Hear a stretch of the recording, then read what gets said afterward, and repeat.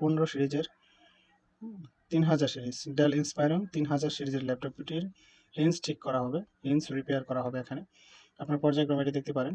প্রথমে কিবোর্ডটিকে রিমুভ করা হচ্ছে। কিবোর্ড রিমুভ করার পর কিবোর্ডের নিচে কিছু স্ক্রু ছিল, সেগুলোকে খুলতে হবে এবং ব্যাটারিকে রিমুভ করা হলো। দেন ব্যাকপ্যাডের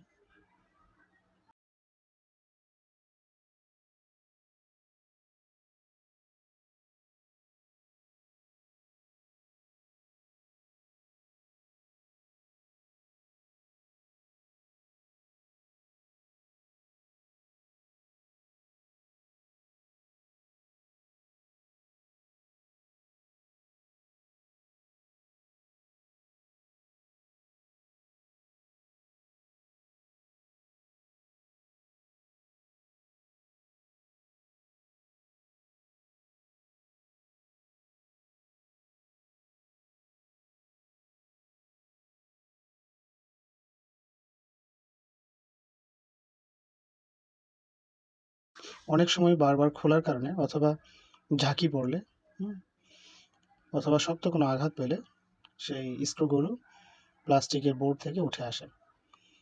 এটা উঠে আসলে চিন্তার কোনো কারণ নেই, সাবধানে সতর্কতার সাথে খুলে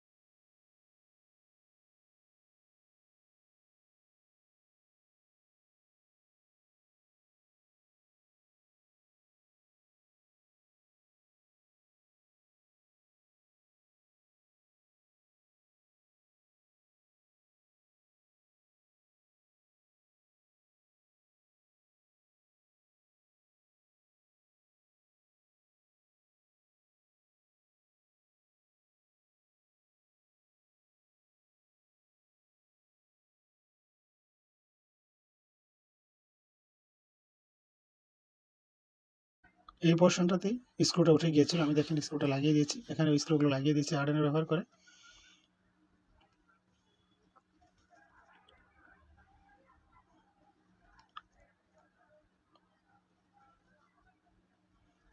হিঞ্জের স্ক্রুটাকে একটু লুজ দেওয়া হলো যাতে স্মুথলি এবং ইজিলি এটা ওপেন করা যায়, ক্লোজ করা যায়।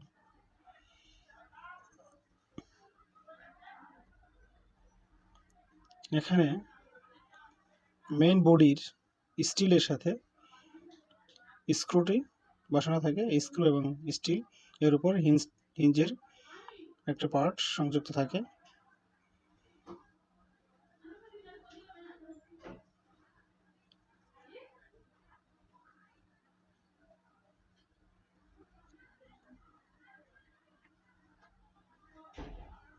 আমি এখানে একটি স্ক্রুড্রাইভার, একটি নোজ প্লাস, একটি পিন এবং প্লাস্টিক একটি প্যাড ব্যবহার করেছি, যেখানে আমি অ্যারালডাইট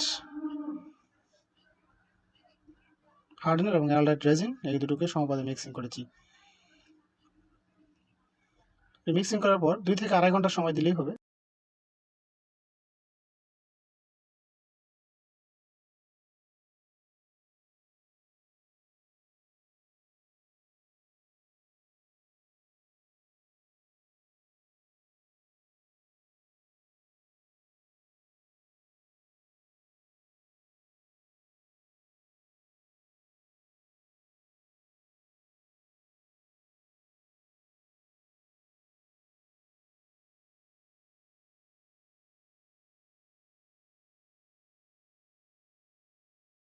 অনেক কার্যকর হয়।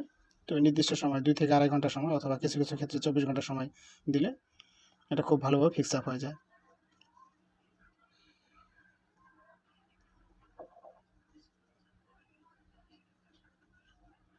এখন দেখেন আমার কাজ শেষ, আমি ল্যাপটপটাকে রান করলাম। আলহামদুলিল্লাহ আমার ল্যাপটপ ঠিকভাবে কাজ করছে।